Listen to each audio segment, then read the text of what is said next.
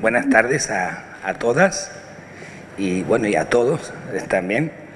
En primer lugar, en nombre de la Oficina del Alto Comisionado de Naciones Unidas para los Derechos Humanos, queremos agradecer la invitación cursada por parte del MECSEVI, también por ELA, la Oficina de la Mujer de la Corte Suprema de Justicia de Argentina y la Suprema Corte de Justicia de la Nación de México, para participar en este importante y fundamental panel de discusión.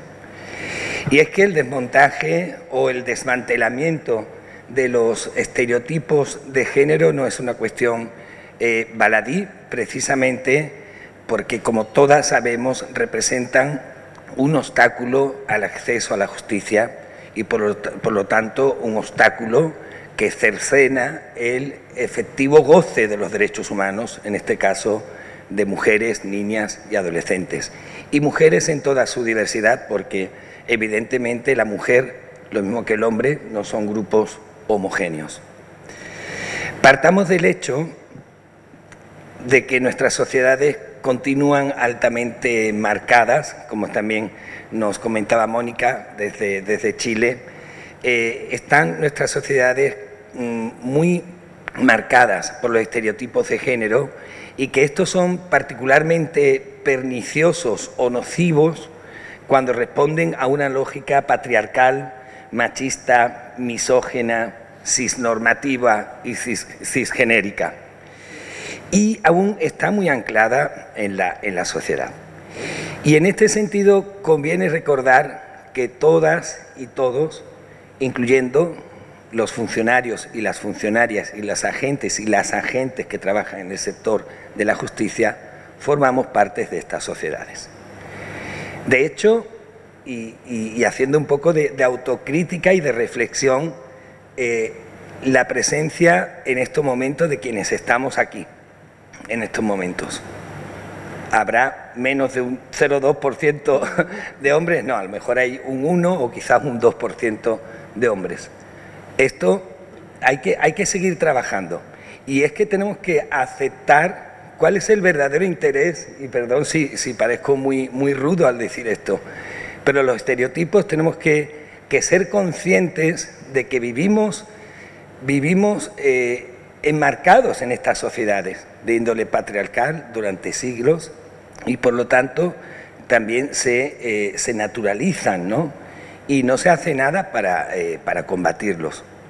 De modo que todos los intervinientes de la justicia en general somos parte de la sociedad y por tanto también hemos ido naturalizando estos estereotipos. Ante este escenario, muy a menudo y de forma inconsciente se minimiza el rol de la mujer y se asume cómo deben ser, cómo deben de actuar y cómo deben de comportarse según los roles de géneros que han sido asignados socioculturalmente. Por ejemplo, se tienen que quedar a cocinar, son las que se ocupan de la guarda de los niños, de los trabajos del cuidado, que por lo tanto no tienen valor y por lo tanto no son remunerados, que tiene que vivir bajo la subordinación o el yugo del hombre en las relaciones con los hombres y por lo tanto no desafiar una mujer que desafíe el orden cisgenérico, cisnormativo o patriarcal, entonces va a tener problemas incluso con la justicia, porque la justicia ante el tema de los estereotipos, si no los desafía, si no los aborda, en vez de estar juzgando hechos objetivos, va a ir a juzgar el comportamiento, en definitiva, o cómo debe ser o comportarse una mujer. Asimismo, observamos cómo de manera inconsciente este comportamiento se transmite de generación en generación, convirtiéndose en una barrera tanto hombres como para mujeres. Los estereotipos también afectan a los hombres, porque se esperan también determinados comportamientos. La práctica, por ejemplo, de los niños soldados, ¿verdad? Hay niños que son reclutados en el planeta Tierra y son los que realizan esas funciones. Cuando no dejan de ser niños, o sea, niños o niñas son niños y niñas. Además, este comportamiento aprendido también se transmite culturalmente y se banaliza también a través de los chistes, de los anuncios publicitarios, a través de los refranes, los cuales naturalizan estos estereotipos de género nocivos o perniciosos. Además, estos estereotipos no solamente afectan a la mujer, que no es un grupo homogéneo, sino que pueden ser aún más perniciosos cuando son estereotipos múltiples o compuestos.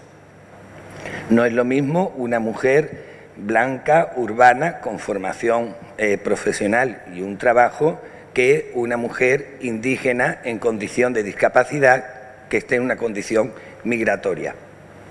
Entonces cuando son estereotipos compuestos, exacerban aún más lo que es la desigualdad, la discriminación y, por lo tanto, el disfrute de los derechos. De modo que queda meridianamente claro que los estereotipos nocivos van a seguir representando un desafío continuo y también constituyen uno de los principales obstáculos que perpetúan los esquemas de desigualdad y de discriminación contra la mujer y que, por lo tanto, van a limitar el ejercicio de sus derechos. Y entre estos derechos, el derecho a una tutela judicial efectiva, el derecho de acceso a la justicia para el reclamo de sus propios derechos. Por supuesto, el derecho al trabajo, a la atención de salud, a la seguridad social, en todos los órdenes que afectan la autonomía de las mujeres, física, económica, como también política. Entonces, a nivel de Naciones Unidas se cuenta con un marco normativo internacional donde se aborda el tema de los estereotipos. Que hay que diferenciar entre estereotipos y estereotipación.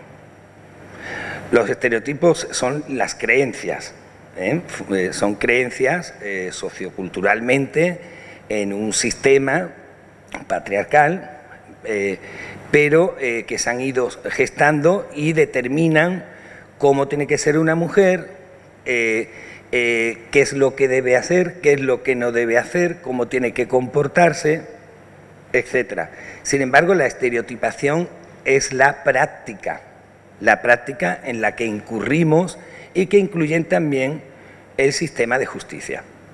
Y tenemos que hacer una autocrítica, porque si no asumimos, es como alcohólicos y alcohólicas anónimos. Hay que empezar por el proceso de decir, somos víctimas de estos estereotipos. Y por lo tanto más que aprenderlos, hay que aprehenderlos con H intercalada para a partir de ahí desafiarlos. Porque lo que es la eliminación o erradicación de estereotipos, eso es casi imposible. Y el derecho internacional no dice que se erradiquen los estereotipos. Más bien, ¿por qué? Porque son creencias. Sí eliminar lo que es la práctica, o sea, la estereotipación al aplicar dichos estereotipos. Ahí es donde hay que actuar y el marco internacional de los derechos humanos, incluyendo la Convención para la Eliminación de la Discriminación de la Mujer, la CEDAW, en su artículo 5, estipula que los Estados partes tomarán todas las medidas apropiadas para modificar, no está diciendo eliminar o erradicar, modificar los patrones socioculturales de conducta de hombres y mujeres, con miras a alcanzar la eliminación de las prácticas que estén basadas en la idea de la inferioridad o superioridad de cualquiera de los sexos o en funciones estereotipadas de los hombres y las mujeres. El artículo 2 refuerza este artículo que les acabo de mencionar y exige a los Estados que adopten todas las medidas adecuadas para modificar o derogar leyes, reglamentos, usos y prácticas que constituyan discriminación contra la mujer. Bueno, también tenemos la Convención para la Eliminación de la Discriminación de las Personas con Discapacidad, que es el primer tratado internacional que impone obligaciones expresas de abordar los estereotipos compuestos o múltiples, que antes hemos estado comentando. Y asimismo también distintos comités establecidos por los derechos humanos han abordado el tema de los estereotipos y la estereotipación. A nivel del sistema interamericano encontramos numerosos ejemplos donde la Corte Interamericana de Derechos Humanos ha abordado el desmontaje de estos estereotipos, lo cual ha permitido que la mujer sea auténticamente titular de sus derechos y que sus derechos sean respetados, ¿no? Y conocemos el caso que nos comentaban del caso algodonero contra México, también el caso Atala Rifo, en este caso contra Chile, donde habían multitud de nociones estereotipadas, ¿no? Y también contamos con ejemplos en la jurisprudencia nacional. Entonces, ya para ir cerrando, y me va a disculpar, que para hacer frente a esta situación se requiere un enfoque basado en derechos humanos, el cual debe entender que el Estado se constituye en el garante de derechos para la defensa de los derechos humanos de sus titulares de derechos, en este caso, mujeres, niñas y adolescentes, en toda su diversidad. En segundo lugar, aplicar los principios de igualdad y no discriminación.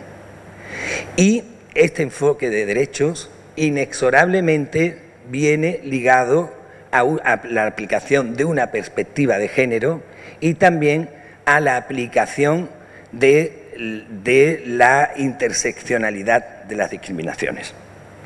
Y con esto ya finalizo.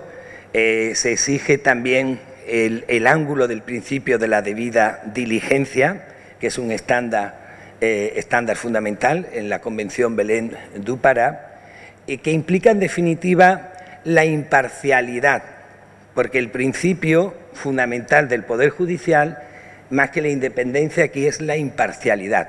Necesitamos agentes que sean imparciales, o sea, que vayan a valorar lo que son los hechos, no la personalidad, los comportamientos o las expectativas de lo que debe cumplir o no la mujer. Solamente de esa forma el Estado se va a convertir en garante de los derechos y también en un agente de transformación o cambio para la construcción de unas sociedades que sean más justas, que sean más democráticas, como decía la compañera, y que sean más inclusivas, donde nadie quede atrás y donde se haga realidad el disfrute efectivo de las mujeres, incluyendo el disfrute a su derecho a una vida libre de violencia.